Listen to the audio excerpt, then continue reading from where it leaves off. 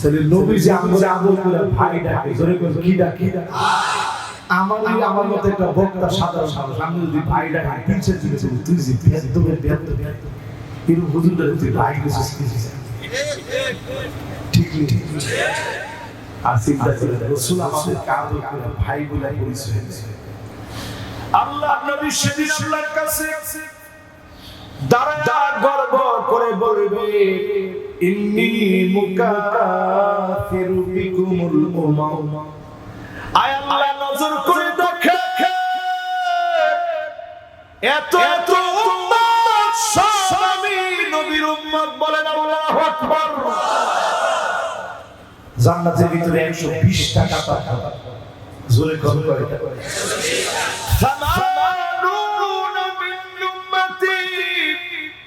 নবীর উম্মত আল্লাহর জান্নাতের একটা না দুইটা না 80টা কাতা তিনি পুরা করে দিবেন। তিনি কি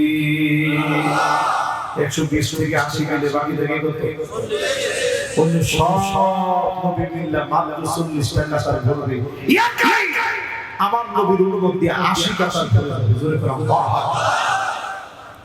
নবীর বড় আদরের কথা, আমরা নবীর বড় আদরের বড় কাছে আছে।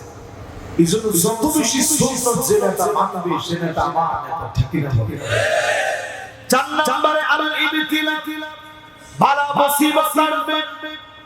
যেই নেতা পারে নাই, যেই নেতা ওই কর্মীর কথা ভুলে যায় নাই, জুলুম নির্যাতন সহ্য করেছে, ইমানের পথে টিকে ছিল, ওই নেতা আমার নেতা, ঠিক কিনা বলো?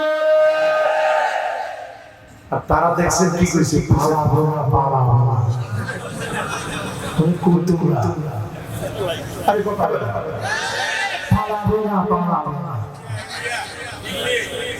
আজ আলেমদের দিকে তাকাও, দেখে আলেমরা পাড়ায় বানায় মাথা মাথা করে যায়, ঠিক না?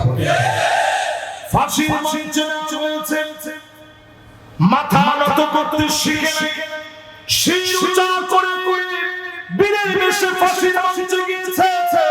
ওই